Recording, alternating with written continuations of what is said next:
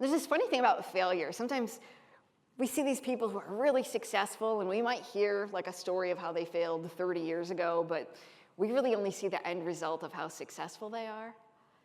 Well, they did this research study where they had high school science teachers talk about all of these really impressive people and how well all of these great scientists did in life. And the more that they focused on their success, the more the students' grades started to decline. So then they started to talk about how these people had failed too. Like, Edison actually invented a lot of things you've never heard of because they didn't work out. And not all of Einstein's ideas were amazing. He had a few things that were a little off as well. And as soon as they started talking about how all of these famous people had failed along the way, the students' grades started to go back up because suddenly they were like, oh, I can raise my hand, and if I get the answer wrong, that's okay.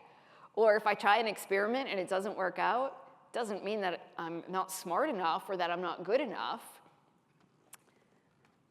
So the next time you catch yourself being afraid to try something because it's embarrassing if you might fail, or if you fail at something you think I better not try again because clearly I wasn't meant to be, try talking to yourself the same way you talk to your friend.